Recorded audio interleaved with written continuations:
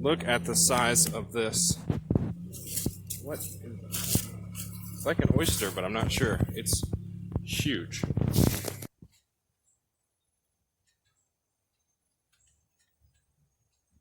Have you ever noticed certain characteristics that you have that your parent or your grandparent had that has nothing necessarily to do with your raising, from someone who you didn't even know, and then somebody later on tells you, oh my God, you've got this exact same issue or this exact same mentality or this accent, just something that doesn't make sense because you were not raised by that person. You may have never even met that person. Well, I have a theory. It goes along the lines of reincarnation, but I call it the Betzel theory of constant carnation. That until a certain soul has learned a certain lesson or figured out a certain thing, that soul is destined to return within the same family that it always existed in, because that family is the family to teach it the lesson. Now, what does this mean for you? What does it mean for me? Well, for me, I believe that I have incarnated from another member of my family. My father and a couple generations before that all had one particular issue. Lust is the number one in this family, and I've had to deal with that myself. I've had a hard time with it. I'm not even going to lie to you. Just the way that my thoughts have always operated, and I've always fought against that. But I'm here to learn my lesson. And I don't see me in my children, at least that part. So I think maybe I'm doing what I'm supposed to in beating that. Just like breaking generational curses, if we beat that, then we can break the incarnation cycle. My friends, I tell you not to worry, because we all have the opportunity to beat this curse. Every last one of us. So how do we know if we're incarnated, reincarnated, or if we're a fresh incarnation? Pay attention to your dreams. I had a dream one time. I was in a helicopter, and this helicopter was flying around a building where half the building had been cleared off by bombs. So you could see inside all the rooms in the building because the building was cut in half. And the helicopter had started leaning left to go around, circle around the building, when a rocket-propelled grenade came flying up from the ground. I saw it. I saw my friends. I knew their names. I had memories of my life. And when that thing hit, I felt it go down. I felt it hit the ground, and I felt myself die. I used to have that dream a lot, and I knew all the details of that dream, because that was me. That was one way that I went down last time. Now, I know you're going to ask, did someone in your family go down that way? No.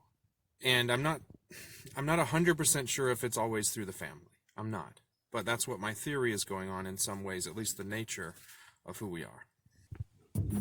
Well, I noticed, too, that I'm reincarnated from my grandpappy horse.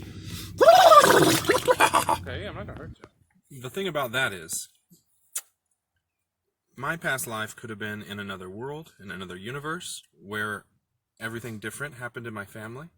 Could be part of the multiverse, a different version of it all.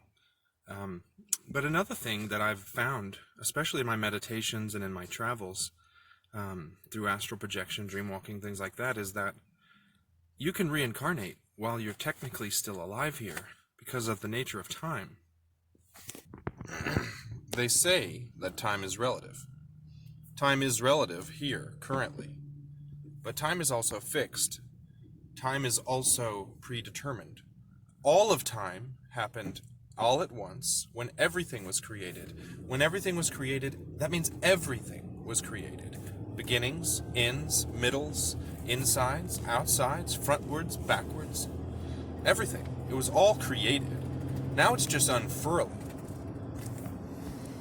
So while you're sitting here in this truck, or wherever you're sitting right now, which funnily enough is like time travel, because my right now and your right now are completely different things, but you could be sitting here and also sitting in another place, another version of you, who is everything that you are. Maybe not physically, maybe not what you see when you look at yourself, but that is you. The soul, the vibration, that particular vibrational frequency is you. And it's experiencing things that it carries along through your soul, which exists in multiple places at once.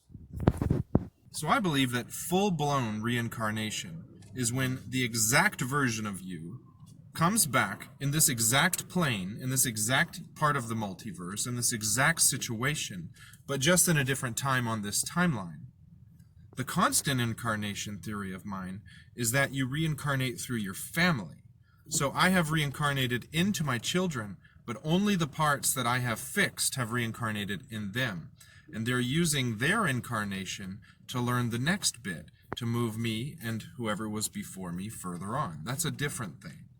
The actual reincarnation of you, the exact version of you, the person that's not your children or your grandfather, that reincarnation is completely different, and it's cyclical.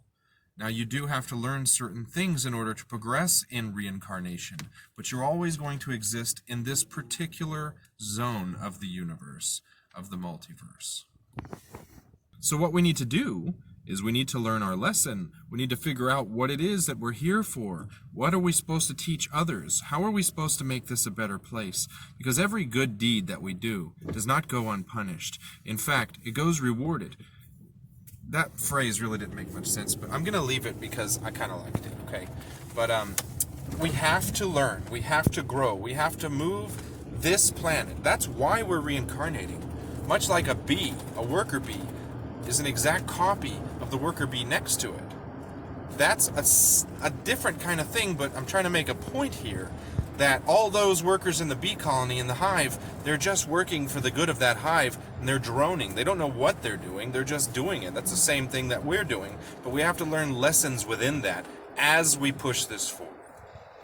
Any questions? Get at me. I'm happy to answer them. Pretty soon I'm going to make a video detailing the Kachari Mudra, which is the tongue technique in my DMT video. I'm going to make a new one that teaches you better and more specifically how to do the Kachari Mudra. Looking forward to it. Love you guys. Bye.